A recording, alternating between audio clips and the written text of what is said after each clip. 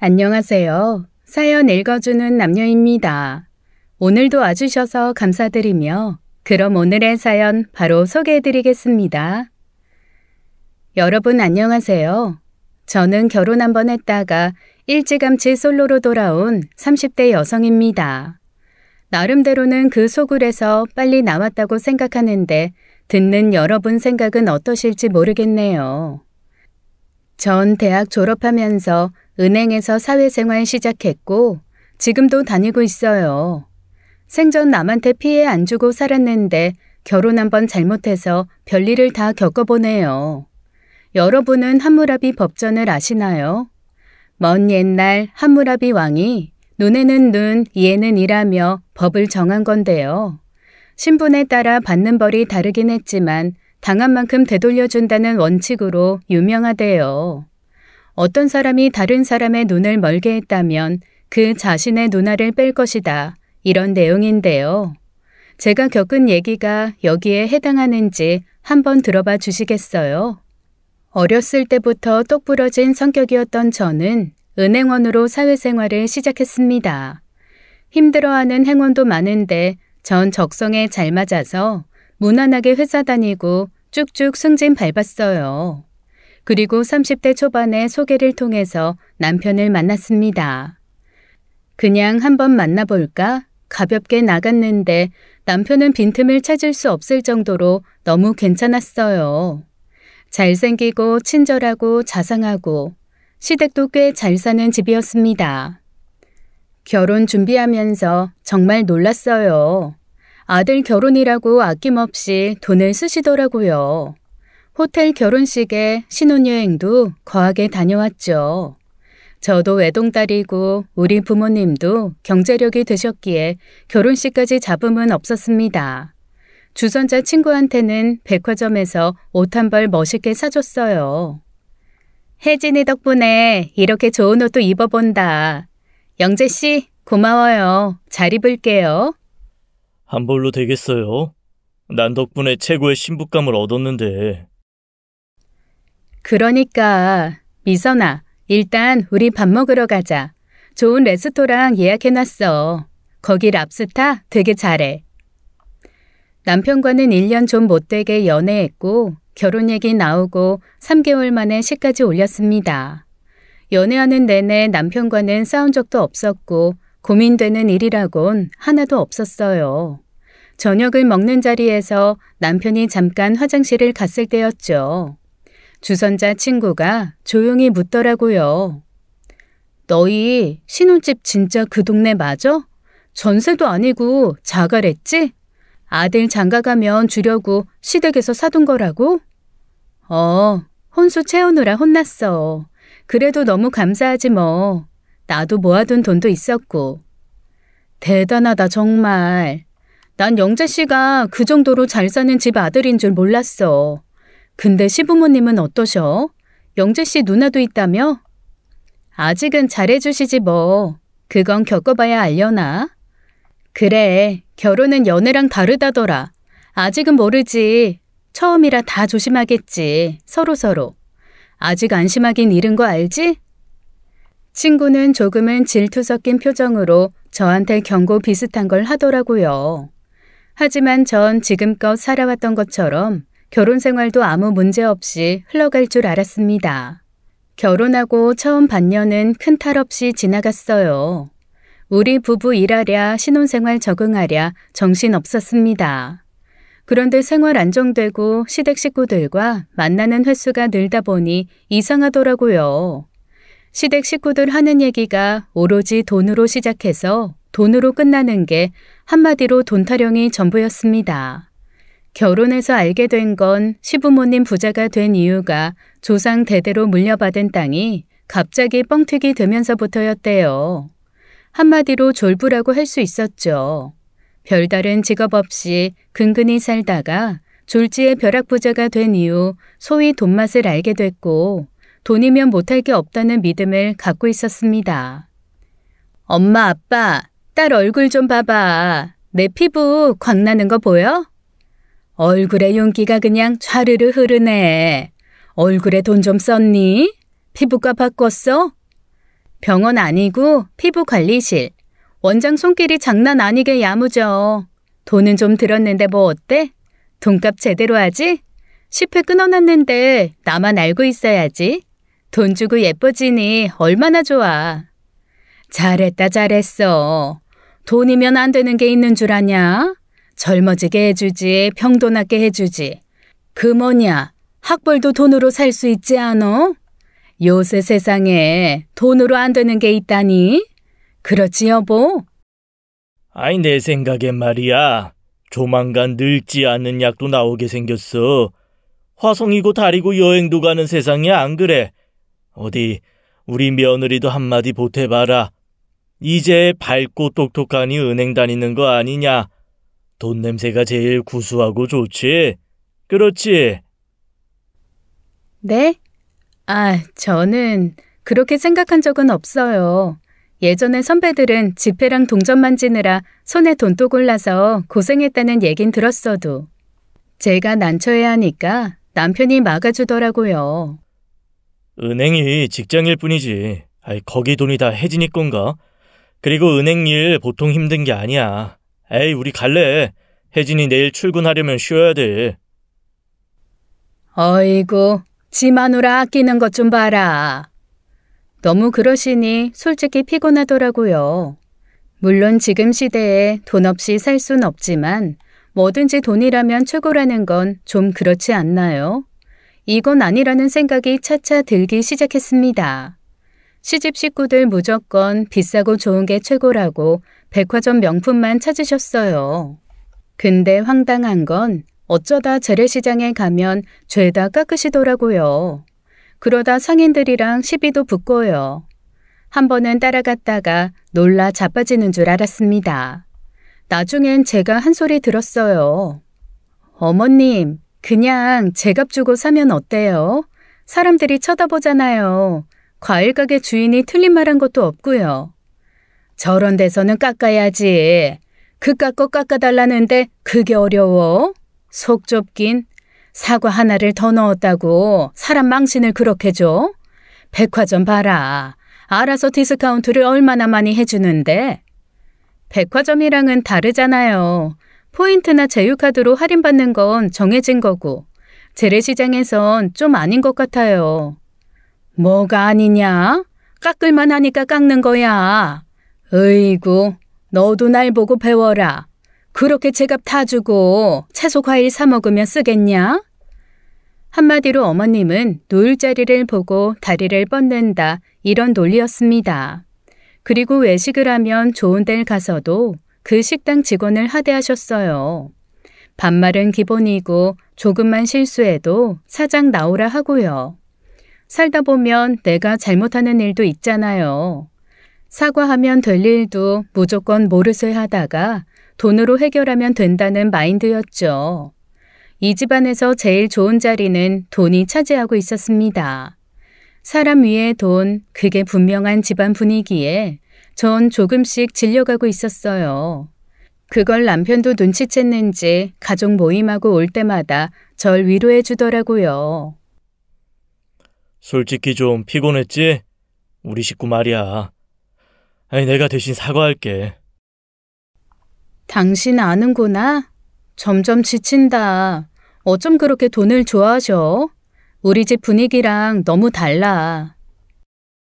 그렇긴 해. 어쩌겠어. 그래도 날 봐서 이해해주면 안 될까? 내가 한번 날 잡고 얘기해볼게. 네 앞에서 말 조심해달라고. 처갓집 분위기는 완전히 다르다고. 그래, 부탁 좀 할게. 나 눈 좀 붙여야겠다. 집에 도착하면 깨워줘. 남편 말대로 친정집 분위기는 정반대였어요. 아버지는 대학교 철학과 교수시고 엄마는 요리 연구가세요. 가족들 모이면 일 얘기 나누다가 서로 조언해주고 격려해주는 게 일상인데 시댁 가면 너무 다르니까요. 아, 졸부가 이렇구나. 어디 가서 말도 못하고 혼자 끙끙 앓았죠. 친구들이나 직장 동료들은 부잣집 시댁 만나서 좋겠다고 부러워들 했으니까요. 친정 부모님은 제가 언뜻 말을 흘리니까 이렇게 말씀하셨습니다. 우리 혜진이가 그런 집에 시집을 갔어. 그렇다니까. 분위기 적응 안 돼서 죽겠어. 솔직히 너무 천박해, 아빠. 어쩌겠냐. 베풀고 사는 기쁨을 네가 좀 전해드리려무나. 몰라서 그럴 수 있어. 내가? 아빠, 계란으로 바위치기예요. 아빠가 몰라서 그래. 친정 부모님은 심각하게 생각하지 않으셨지만 전 어쩐지 불길하고 갈수록 시댁이 가시방석이었어요. 그리고 저의 예감은 맞았습니다. 얼마 후 시댁 식구들의 민낯이 완전히 까발려지는 일이 벌어졌어요. 신우이한테는 초등학교 5학년 된 아들이 있었습니다. 외동인데 이 아이가 어찌나 버릇없이 자랐는지 제가 떡잎부터 알아봤다고 하면 믿으실까요? 반말은 기본이고 아는 어른이 왔다 갔다 해도 인사 한번 먼저 하는 걸 못 봤어요. 밥상 앞에서도 5학년이 아니라 5살짜리처럼 밉상으로 투정 부리고 지 마음에 안 들면 울고불고 난동 피는 아이였죠. 한마디로 버릇이 엄청 없었습니다. 그런데 어느 날 이 아이가 사고를 쳐버렸네요. 시댁에 들릴 일이 있어 앉아있는데 신우이가 분에 못 이겨 씩씩대면서 들어오는 거였죠. 이게 말이 돼? 이게 학교냐고. 무슨 일이냐? 엄마, 우리 승진이 때문에 학교폭력위원회가 열린다잖아. 순진한 애가 무슨 잘못을 했다고. 학교폭력위원회? 누가 누굴 때렸는데? 애들끼리 좀 장난친 걸로 선생들이 들고 일어났단 말이냐? 승진이가 여자애랑 좀 놀았는데 걔가 좀 다쳤다나? 아휴, 애들끼리 그럴 수도 있지. 승진이가 무슨 범죄자야? 무슨 폭력? 기가 막혀서.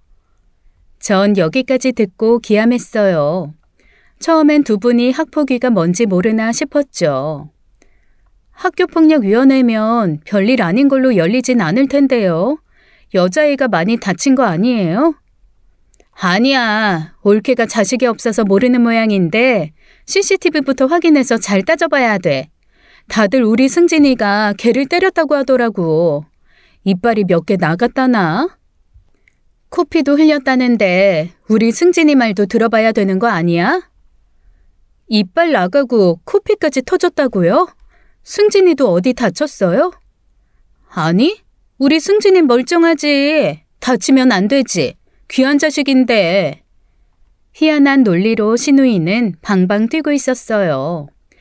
시조카는 멀쩡하고 여자애가 이빨이 나갈 정도면 일방적으로 맞은 게 분명한데 그걸 감싸고 돌다니요. 누가 봐도 시조카가 여자애를 때린 정황이 확실했어요. 하지만 신우이는 아니라고 진실을 따져봐야 된다고 길길이 날뛰었죠. 이런 말 그렇지만 꼭 미친 여자 같았어요. 당연히 시조카가 그 여자애한테 사과를 할 일이었고 학교폭력위원회가 열려도 이상한 게 없는데 그저 자기 자식 감싸기만 바빴죠. 그리고 상황은 이상하게 흘러갔습니다. 사건이 벌어진 장소가 CCTV가 없는 사각지대라는 거였어요. 그 얘기를 듣자마자 시집 식구들 하나같이 입에 거품을 물었죠. 멀쩡한 애한테 누명 씌우는 거네. 우리 승진이가 어리버리한 남자애라서 그 여우 같은 여자애가 뒤집어 씌우는 거다. 너 가만히 있지 말고 가서 고소해. 그 집안 박살내버려. 당연하지 엄마. 내가 우리 승진이 당하는 거 보고만 있을 것 같아? 이렇게 시부모와 시누이는 일방적으로 맞은 여자애를 가해자로 몰아가더라고요. 비싼 변호사까지 써가며 작전 모의를 하는데 눈뜨고 못 볼 지경이었습니다. 승진아, 너 엄마가 말해주는 거 외워?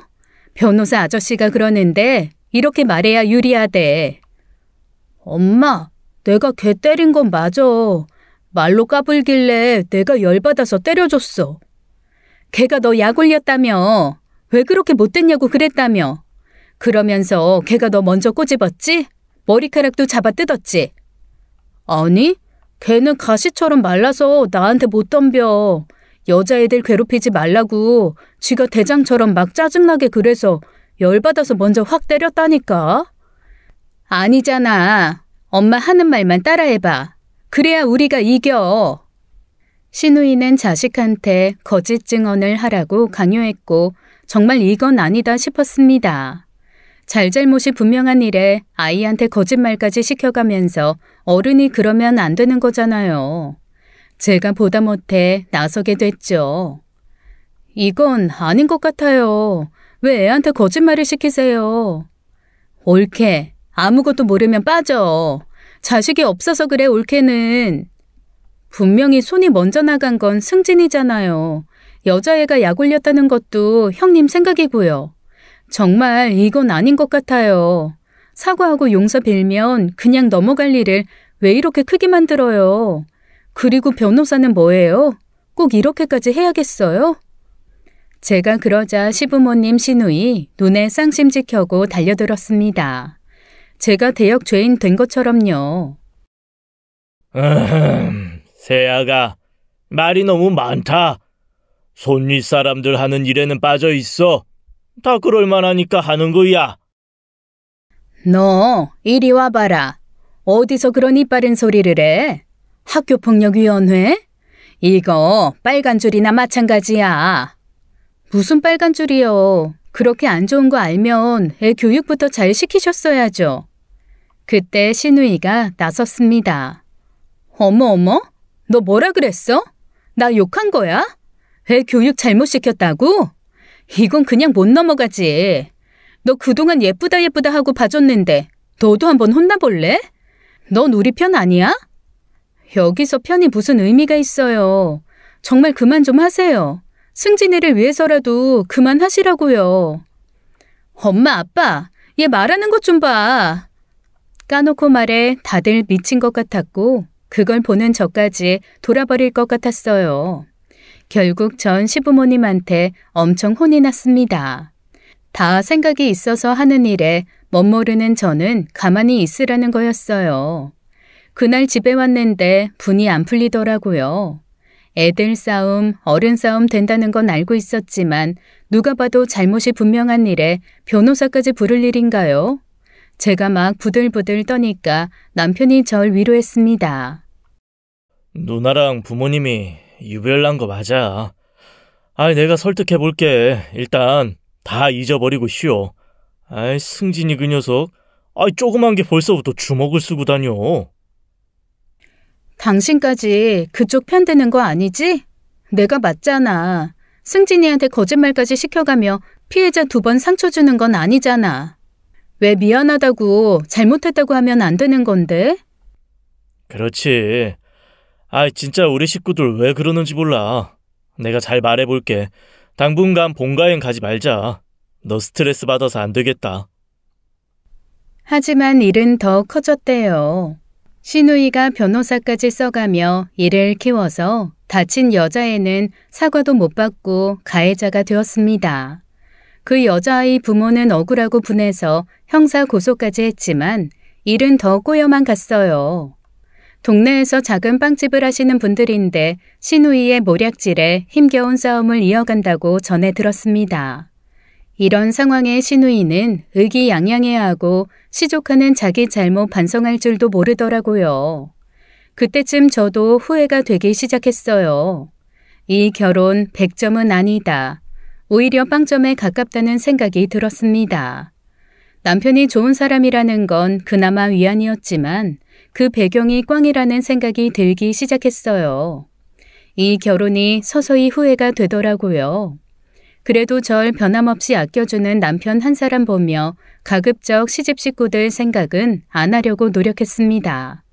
그렇게 신경을 끊고 살던 중에 마트에서 우연히 남편의 친척 동생을 만나게 됐어요. 저도 얼굴은 알고 있었는데 그게 보름 전쯤의 일이었죠. 거리에서 전단지를 나눠주는 앳된 여자에게 남편이 아는 체를 하더라고요. 아주 먼 친척 동생인데 한 동네 살고 중고등학교를 같은 데 나왔대요. 어려 보이는 얼굴에 그늘이 져 있어서 한 번 봤는데도 잊혀지지 않더라고요. 그리고 어느 주말 대형 마트에서 장을 보는데 남편이 뭘 보고 놀란 것 같았어요. 자기야, 왜 그래? 제가 왜 저러지? 좀 이상하지 않아? 남편 시선을 따라가 보니까 전단지를 나눠주던 그 친척 여동생이었습니다. 보니까 커다란 가방에 뭘 다급하게 집어넣고 있더라고요. 엄청 조급한 표정으로요.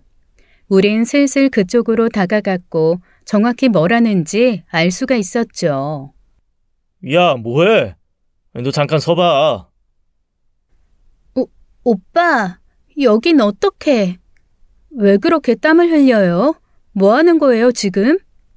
아니에요, 아무것도. 저 가볼게요.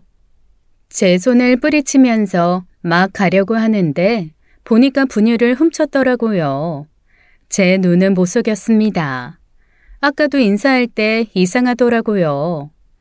잠깐, 혹시 도벽 있어요? 도벽이라뇨? 이거 미리 돈 내고 가져가는 거예요. 참견 말고 가요. 그 말을 하면서도 당당하지 못하고 이리저리 눈치를 보는 게 영 수상쩍었어요.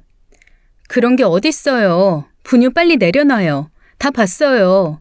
내려놓고 일단 여기서 나가요. 자초지종은 나가서 얘기해요. 한 번만 봐주시면 안 돼요? 제발요. 들켜서 망신당하고 싶어요?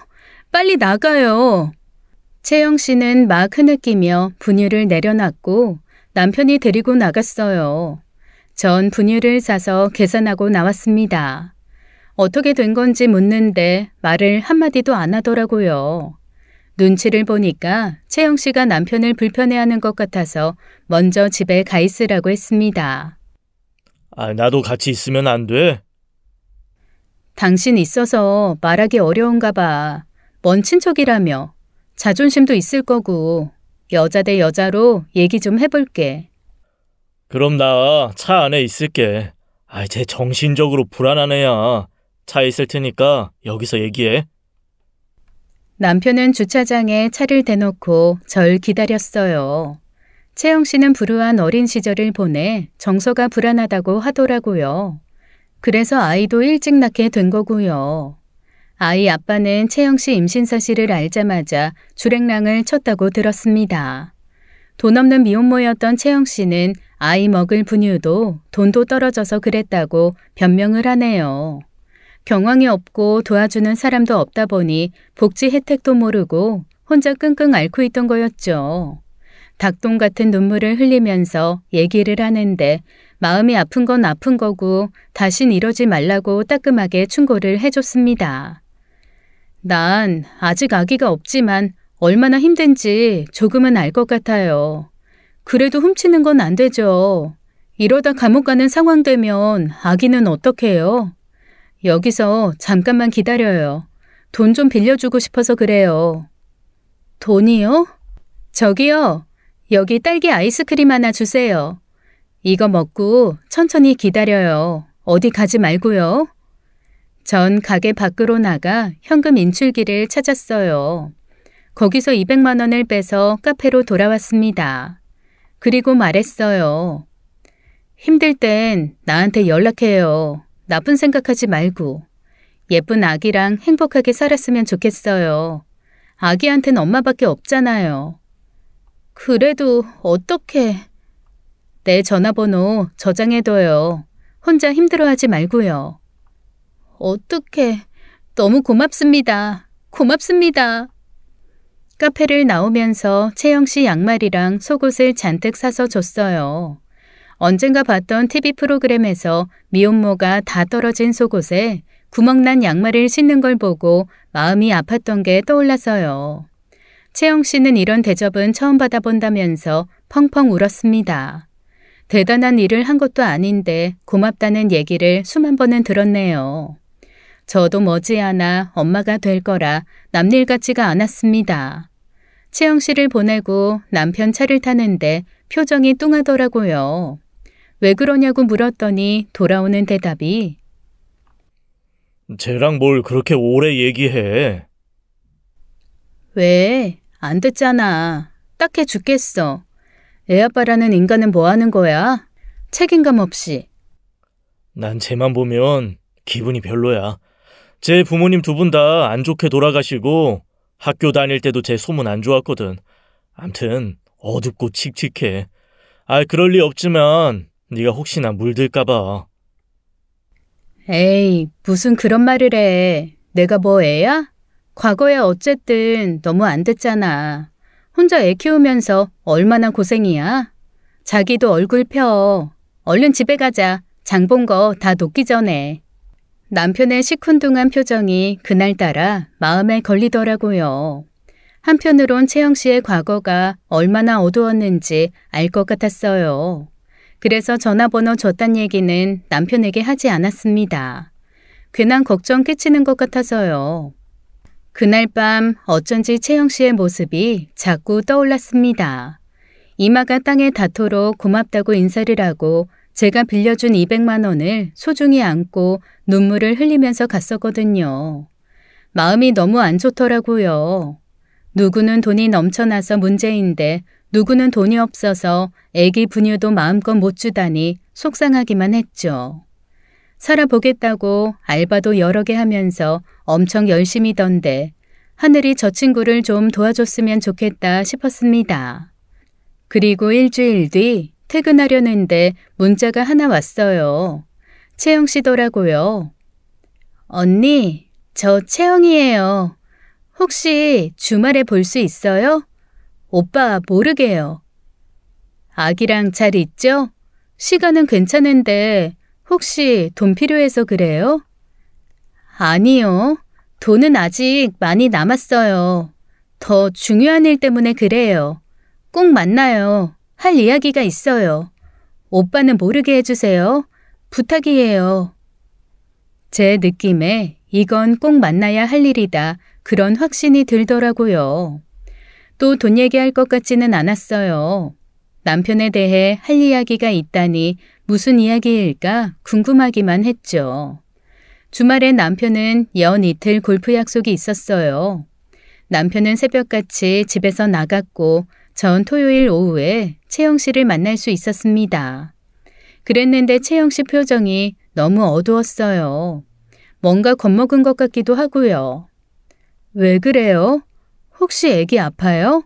병원 가야 하는 거면 얘기해요. 내 차로 같이 가요. 아니요. 제가 일주일간 고민을 했는데 아무래도 이건 아닌 것 같아서요. 왜요? 그 200만 원 안 돌려줘도 돼요. 나중에 채영 씨 상황 되면 갚아요. 3년, 아니 5년 뒤에도 괜찮아요. 미치겠다. 언니는 선한 사람 같아서요. 언니, 남편 절대 믿으면 안 돼요. 어떻게 그런 밑바닥 쓰레기랑 결혼을 했어요? 채영 씨의 그 한마디에 전 충격을 받았습니다. 지금 꿈을 꾸나 싶었어요. 밑바닥 쓰레기라고 했어요? 다짜고짜 그게 무슨 말이에요? 저도 모르게 물컵을 집어드는데 손이 벌벌 떨리더라고요. 채영 씨는 다음 말을 이어갔어요. 영재 오빠, 학교폭력 가해자예요. 몰랐죠? 얼마나 지독하게 애들 괴롭히고 돈으로 입막음했는지 알아요? 그 오빠라면 치가 떨린다는 애들 널렸어요. 몰랐죠? 잠깐만요. 지금 내 남편 얘기하는 거 맞아요? 내 남편 배영재? 그 이름도 한번 개명한 거예요. 과거가 너무 지저분해서 그랬나? 그치만 재버릇해 못 져요. 과거에 한 짓 지금은 반성할까요? 난 아니라고 보는데요. 언니는 지금 완벽하게 속고 있다고요.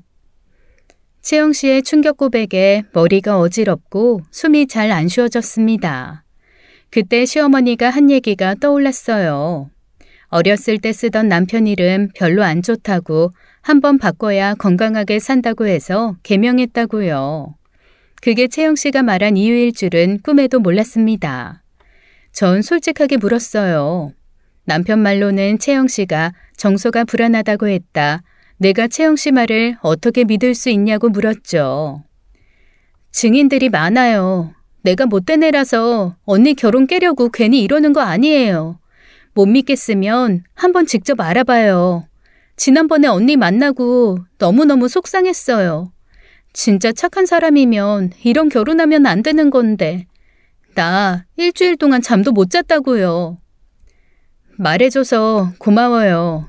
고마운데 나 지금 너무 충격받아서. 지난 일주일 채영 씨가 잠을 설쳤다면 이제부턴 제가 불면증과 싸울 차례였습니다. 남편은 고등학교 때 애들을 많이 때리고 괴롭혔대요. 정도가 심해 피해자가 고소를 하면 돈으로 합의를 보려고 들고요. 이미 고등학교 때 술, 담배 다 하고 유흥에 빠져 있었고 그렇게 나쁜 짓을 하면서도 죄책감도 없었대요. 돈으로 해결하면 된다고 하고 실제로 그렇게 문제를 해결했다는 거였어요. 그뿐이 아니었습니다. 대학 때는 싫다는 여자를 건드려서 일이 벌어졌었고 말하자면 성범죄도 저지른 사람이고 그걸 또 감쪽같이 속인 쓰레기였던 거였죠. 채영 씨는 남편의 결혼 소식을 들었을 때 끼리끼리 만나는 거라 생각해서 관심도 없었대요. 그 오빠 결혼한다고 할 때 언니도 똑같은 사람인 줄 알았어요. 근데 아니잖아. 언니, 절대 남편 믿지 말고 하루라도 빨리 도망가요. 언니, 괜찮아요? 안 괜찮은 것 같아요. 오늘 일은 고마워요. 얘기 끝났어요? 지금은 나 혼자 생각을 좀 해야 할 것 같아서 나중에 내가 연락할게요. 채영 씨랑 헤어지고 정처 없이 걸었어요. 아까 들은 얘기 곱씹어보면서 그동안 남편의 행동도 돌아보게 됐죠. 전 남편을 소개해줬던 친구에게 전화를 걸었습니다. 남편 어떻게 알고 소개해줬냐고요.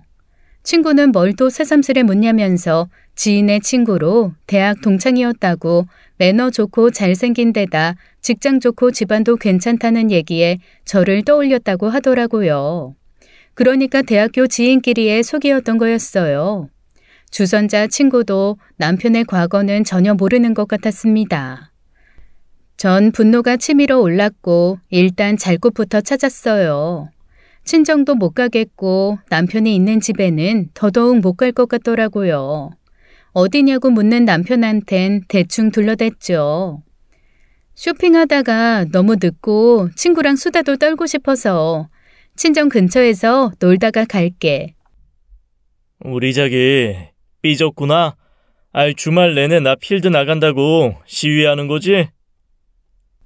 그래. 와이프 혼자 두고 골프만 치니까 좋아?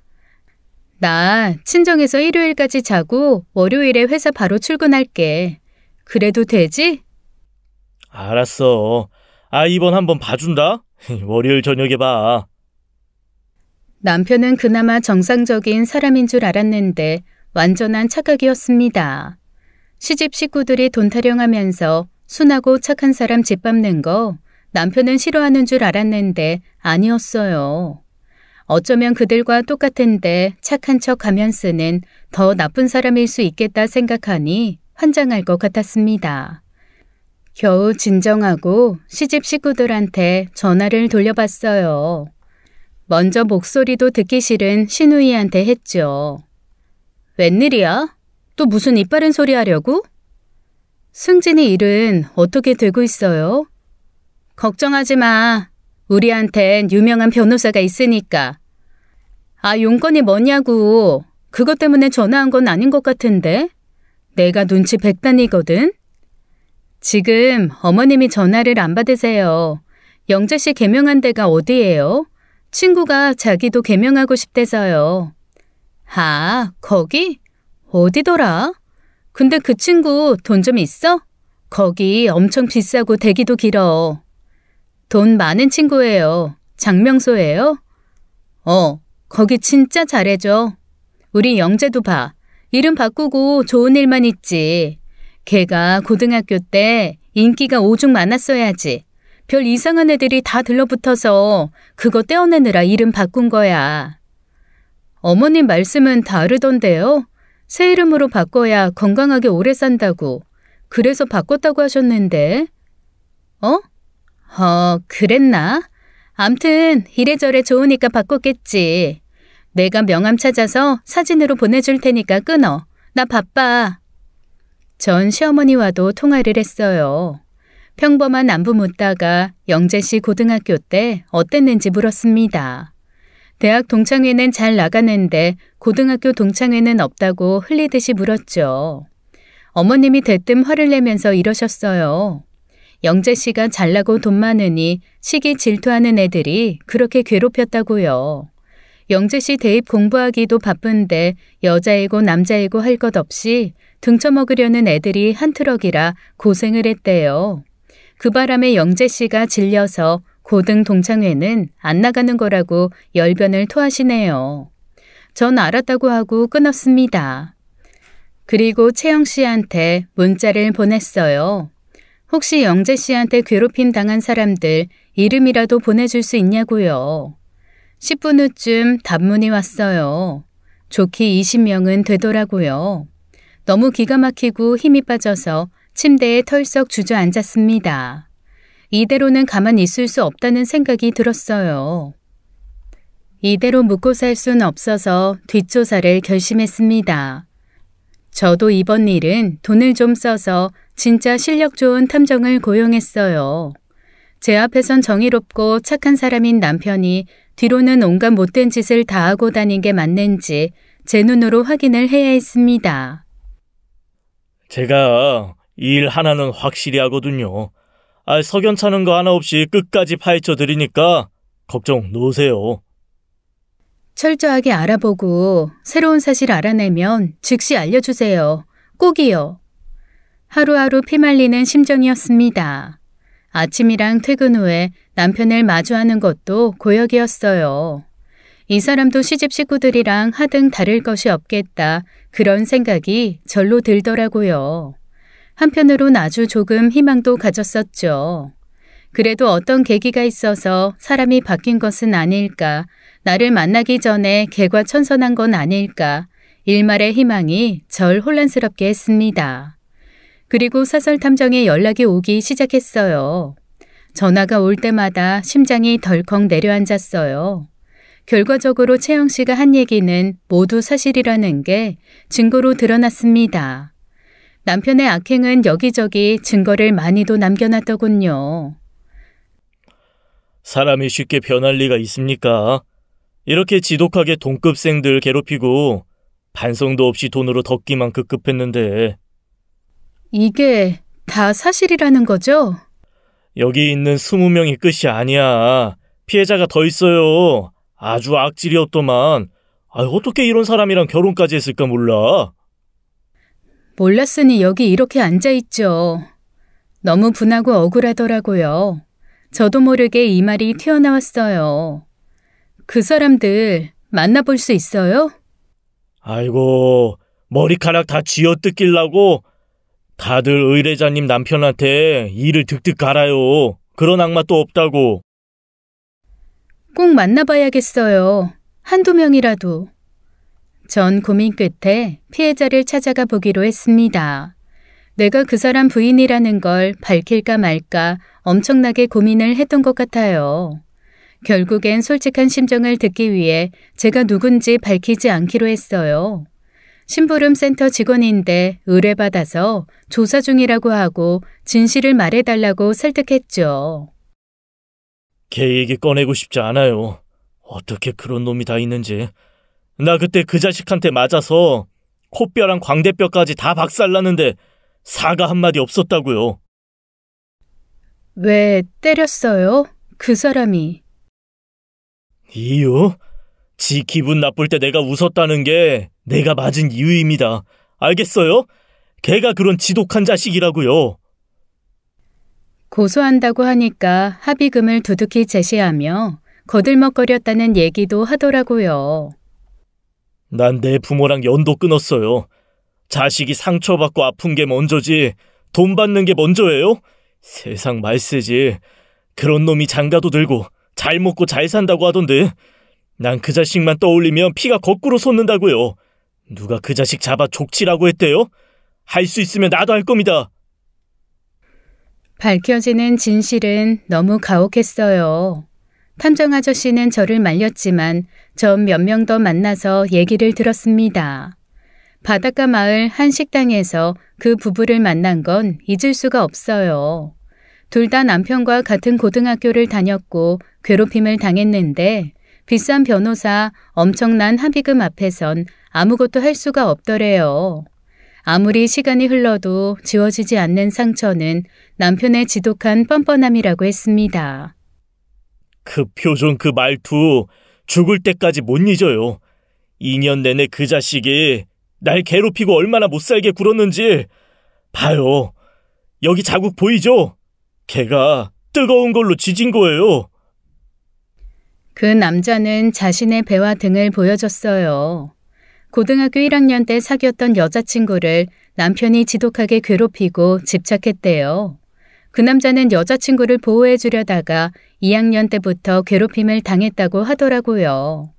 두 사람 다 집안 사정이 어려워 이사도 못 가고 고스란히 남편한테 당하다가 졸업할 무렵 같이 집을 나와서 함께 살기 시작했다는 거였습니다. 경제적으로 힘들게 지내다 작은 식당을 연 것도 얼마 되지 않았대요. 전 결국 솔직히 털어놓게 됐어요. 제가 그 사람 부인이고 채영 씨가 말해줘서 남편 뒷조사를 시작했다고요.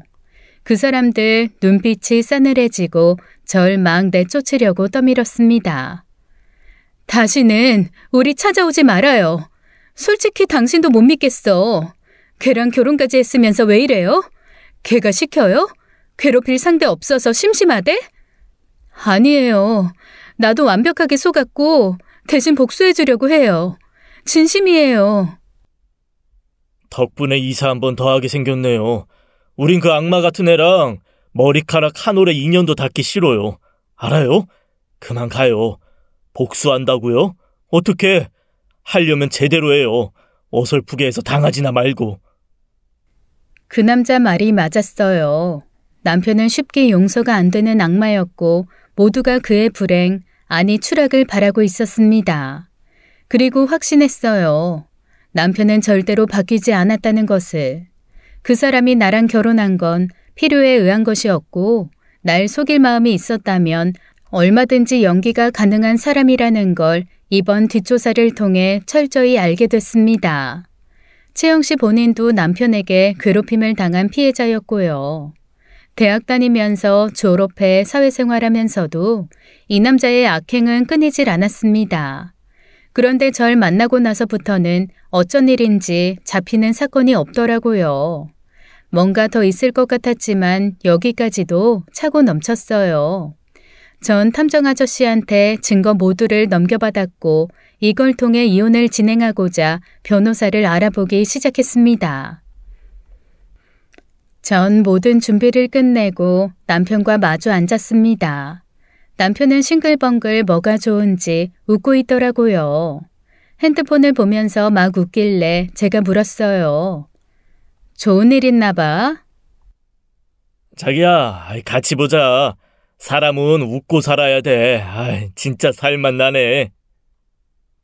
그래서 당신은 항상 웃고 다니면서 이 사람 저 사람 패고 싫다는 여자 짓밟고 그랬어? 악마라던데? 사람들이. 순간 남편 표정이 바뀌었습니다. 그 눈빛은 남편 만나고 한 번도 보지 못한 거였어요. 너무 소름이 끼치고 순간 오싹했죠. 무슨 소리야 갑자기? 이혼하자. 나 다 알게 됐어. 당신 과거 말이야. 하나도 빠짐없이 다 알게 됐으니까 이혼해.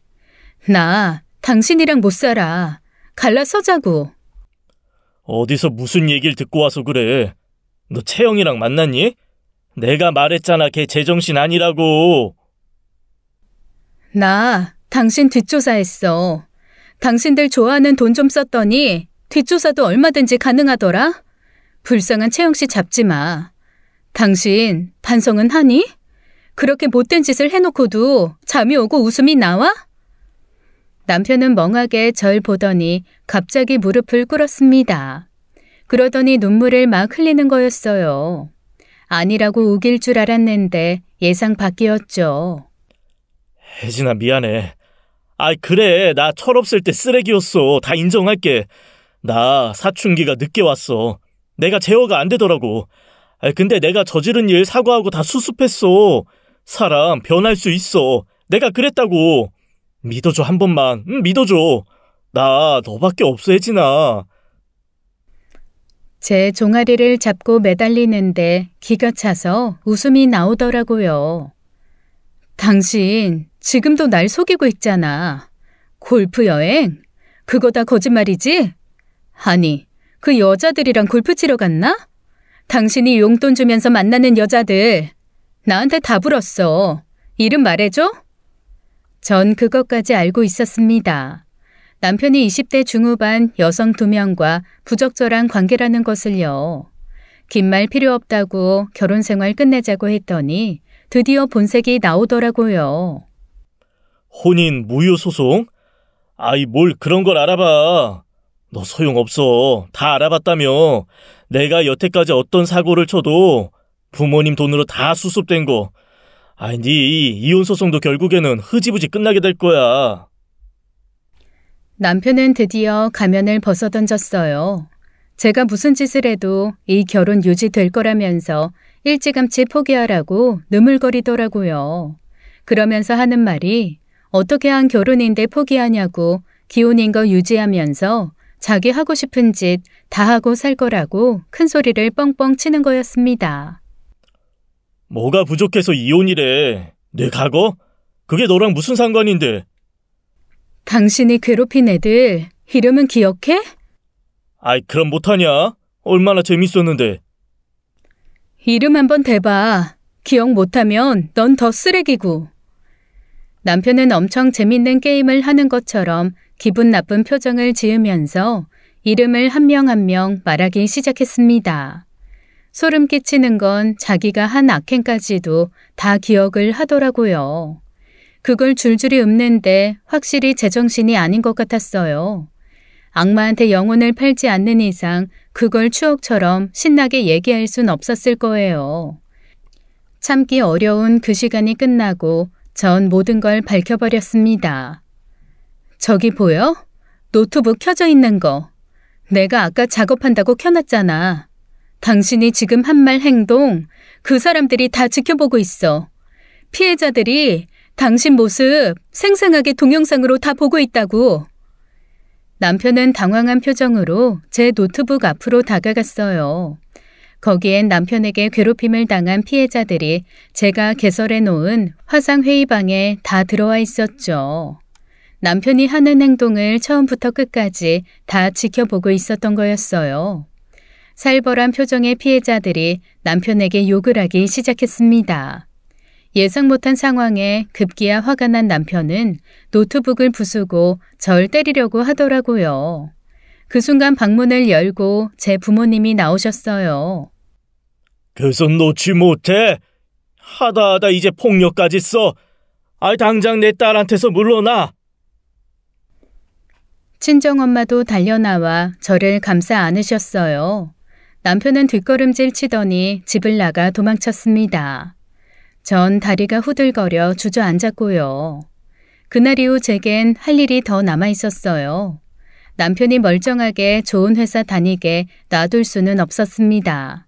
전 익명으로 남편 회사 게시판에 폭로글을 올렸어요. 명예훼손으로 고소를 당한다는 얘기도 있었지만 이미 각오는 되어 있었습니다. 저한테 중요한 건 남편이 사람들 속에 섞여 선량한 척하면서 살지 못하게 하는 거였어요.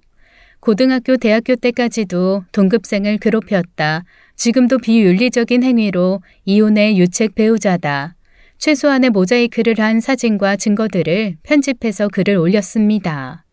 그리고 할 일이 하나 더 있었어요. 시조카 승진이의 폭력과 신우이의 만행을 기억하시죠?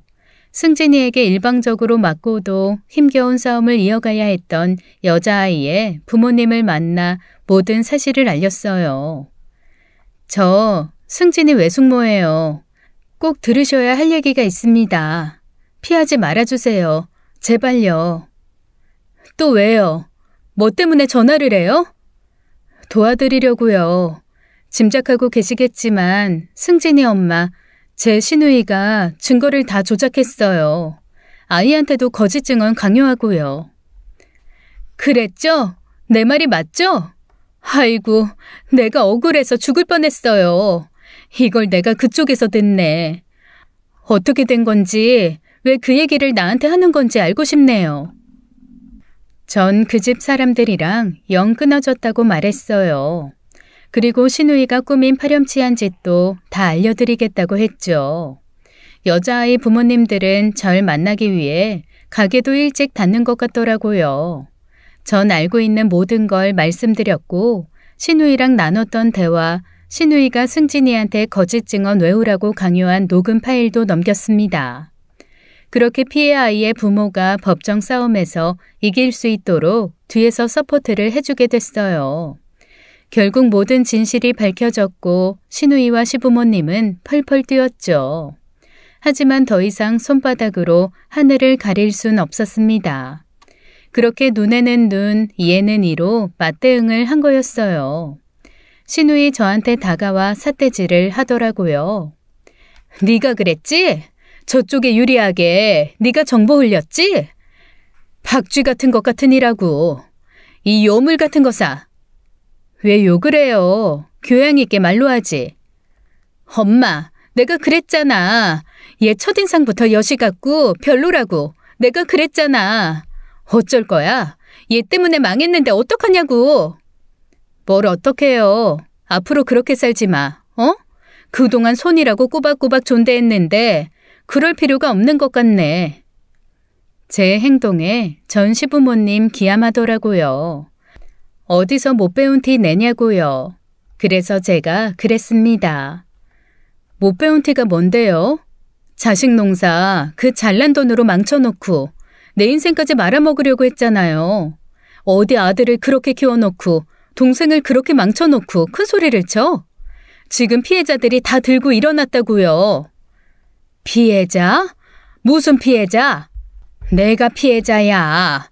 며느리 잘못 들인 우리 식구들이 피해자라고.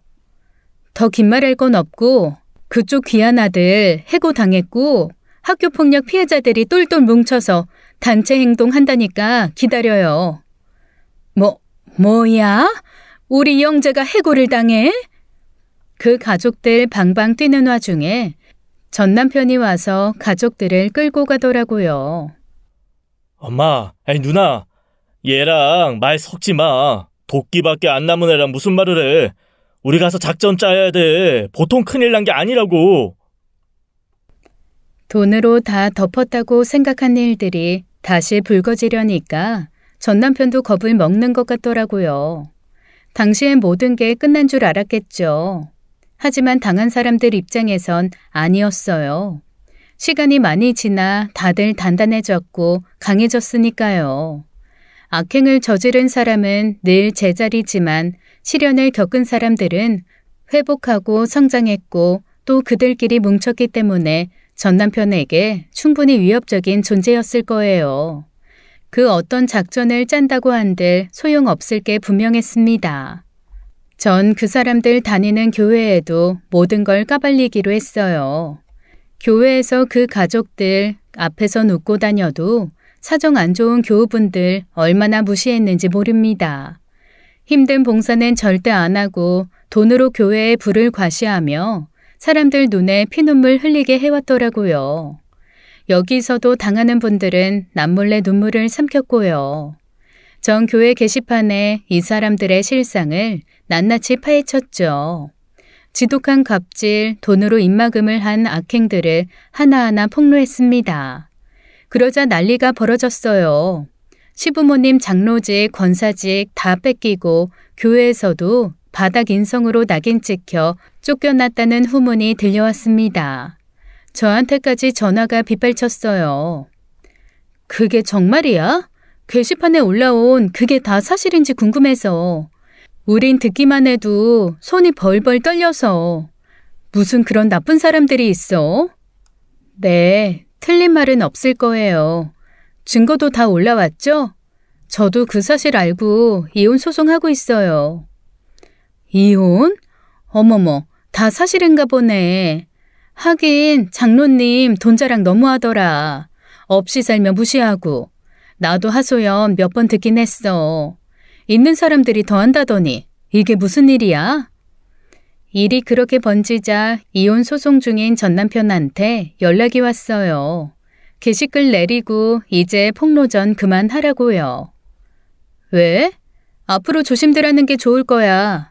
지구 끝까지라도 찾아가서 당신들 어떻게 사나 까발릴 거니까. 돈 갖고 사람 차별하고 짓밟고 그래도 되는 줄 알았어? 사람들이 바보라서 당하는 줄 알아? 똥이 무서워서 피하냐? 더러워서 피하지. 알겠어. 잘못했다고. 너 때문에 누나랑 엄마 아빠 다 쓰러지기 일보 직전이야. 너 자꾸 이러면 우리 아프리카 오지로 이민이라도 가야 돼. 사회적으로 매장시키겠다는 거야? 그럼 분이 풀리겠어? 내가 단순히 분풀이하는 걸로만 보여? 여태까지 잘못한 사람들한테 반성하고 잘못했다 빌면서 살아야지. 그런 마음 먹는 게 우선이지. 그렇게 할 수 있겠어? 잘못한 건 알겠냐고. 알겠어. 알겠으니까 제발 그만하라고. 이러다 온 국민이 알겠어. 잘못했어. 반성할 테니까 그만 멈춰줘. 제발. 지금까지도 의문입니다. 그 사람들 반성은 제대로 하고 있을까요? 그날 이후 전 이혼 소송에서 깔끔하게 이겼고 잊고 싶은 결혼 생활의 흔적조차 말끔히 지웠습니다. 함께 살 때 쓰던 물건은 모조리 처분했어요. 어쩌면 그런 악연이 있는지 결혼 생활 그쯤에서 마무리한 게 천운이라 여겨집니다. 그리고 채영 씨와는 지금도 가끔씩 만나고 있어요. 다행히 아기가 커서 어린이집도 다니고 채영 씨는 근처 공장에 출근하고 있네요. 식재료 다듬는 일인데 채영 씨 성실함을 사장님이 알아봐 주셔서 정규직으로 채용이 됐대요. 전 별로 한 게 없는 것 같은데 채영 씨는 늘 저한테 고맙다고 야단입니다.